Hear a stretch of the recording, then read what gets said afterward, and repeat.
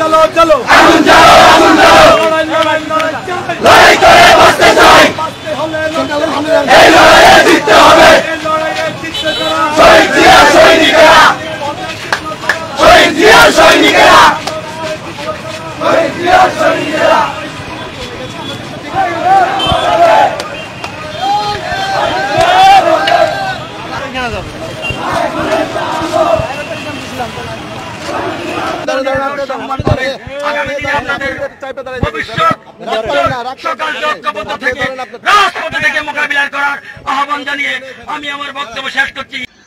কিছু কিছু মানুষ আছে ফসুর চেয়েও অধম। ফসুও কিছুটা চিন্তা করে। জাতীয়তাবাদী দল বিএনপিকে নিয়ে সবসময় সমালোচনায় ব্যস্ত থাকে। এদের কখন যে জ্ঞানের চক্ষু খুলবে কে জানে।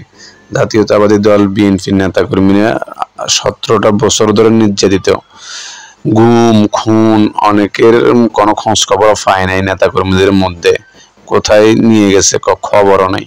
তারপরও কি একটা গোষ্ঠী আছে জাতীয়তাবাদী দল বিএনপিকে নিয়ে শুধু সমালোচনা করে যাচ্ছে, অথচ দেশের ও দেশের মানুষের প্রবলেমে জাতীয়তাবাদী দল বিএনপির নেতাকর্মীরা এগিয়ে থাকে, সবসময় রাজপথে থাকে। তারপরও কেন যে সমালোচনা করে মানুষ বুঝি না। কি আর কি হারাইলে মানুষ সমালোচনা করার লোকেরা সমালোচনা করা বন্ধ করবে? জাতীয়তাবাদী দল বিএনপির দলের ভিতরে নেতাকর্মীরা আর কত নির্যাতিত হলে তারা সমালোচনা করা বন্ধ করবে? আসলে আমরা বাঙালি জাতি, আমরা কখনো ঠিক হব না। আমরা শুধু আজকে যে একটা সত্য দেখলে এটাই প্রচার করে থাকি। আসলে 17-18টা বছর ধরে জাতীয়তাবাদী দল বিএনপি দেশ ও দেশের মানুষের জন্য কাজ করে যাচ্ছে। স্বৈরাচারী শেখ হাসিনা কত নির্যাতন করছে জাতীয়তাবাদী দল বিএনপির দলটাকে, মেরুদণ্ড ভেঙে ফেলছে। তারপরও মানুষ ঠিক হচ্ছে না। একটা গোষ্ঠী শুধু এটা নিয়ে পড়ে আছে। এভাবে চলতে থাকলে দেশ ও দেশের মানুষ কখনোই শান্তিতে থাকতে পারবে না।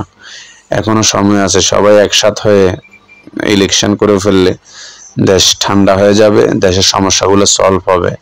দেশের সমস্যার সলভ করার একমাত্র রাস্তাই হচ্ছে একটা সুস্থ ইলেকশন। এটা যদি সুস্থ ভোট যদি না হয়, দেশের যে খুঁটিনাটি চোর ডাকাত যেসব গুন্ডা ফুন্ডা এখনো দেশে প্রবলেম করতেছে তারা ঠিক হবে না।